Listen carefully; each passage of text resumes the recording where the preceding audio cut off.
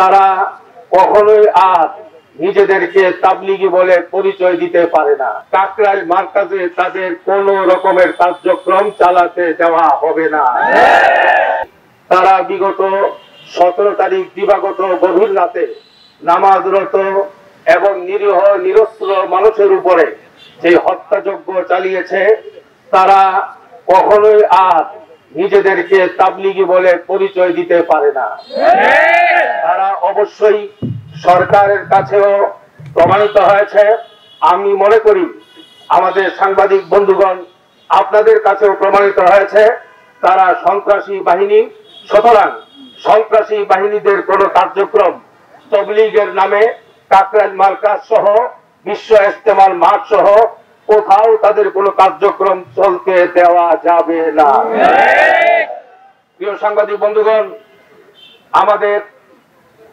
আমি দুঃখের সঙ্গে বলতে হয় যে যারা সরাসরি হত্যাকাণ্ডের সাথে জড়িত ছিল, আমাদের 3 জন শূরাই নিজামের ভাই মূল স্পটেই যারা শাহাদত বরণ করেছেন, তাদের হত্যাকাণ্ডের সঙ্গে যারা জড়িত ছিল তাদের মূল হুতাদের প্রায় কাউকেই ধরা হয় নাই, শুধু মুআজ বিন নূর ছাড়া।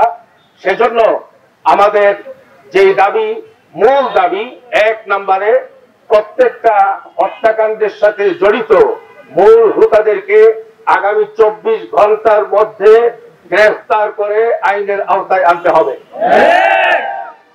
নাম্বার 2, যারা অজ্ঞতা আছে তাদেরকে নাম্বার 2, আমাদের তাবলীগের মার্কাজ কাকরাইল মার্কাজ, এই কাকরাইল মার্কাজে আমাদের শূরাই নিজামের কার্যক্রম পরিচালিত আছে।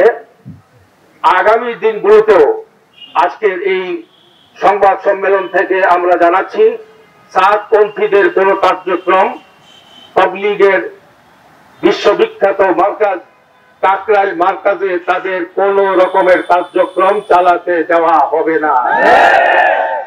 সেই বিষয়ে আমরা সরকারের সর্বাত্মক সহযোগিতা চাই এবং সেই জন্য আমরা সরকারকে জানাচ্ছি, আপনাদের মাধ্যমে দেশবাসীকে জানাচ্ছি, আমাদের এই দাবি পূরণের জন্য আমাদের মুরব্বীরা একটি কর্মসূচির ঘোষণা দিয়েছেন।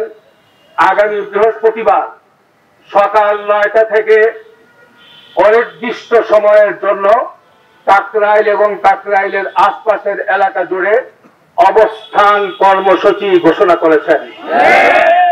যতক্ষণ পর্যন্ত খুনিদেরকে গ্রেফতার করা না হবে, আসামিদেরকে আইনের আওতায় আনা না হবে এবং কাকরাইল মার্কাজ বিশ্ব ইজতেমার মাঠ সহ সকল কার্যক্রম শূরাই নিজামের তত্ত্বাবধানে পরিচালিত হওয়াকে রাষ্ট্রীয়ভাবে নিশ্চিত করা না হবে, ততক্ষণ পর্যন্ত আমাদের মুরব্বীদের তত্ত্বাবধানে এই অবস্থান কর্মসূচি চলতে থাকবে ইনশাআল্লাহ।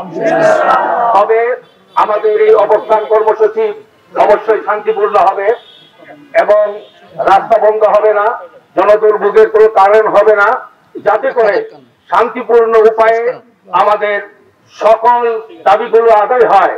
সেজন্য আপনাদের সকলের সর্বাত্মক সহযোগিতা কামনা করছি। ধন্যবাদ।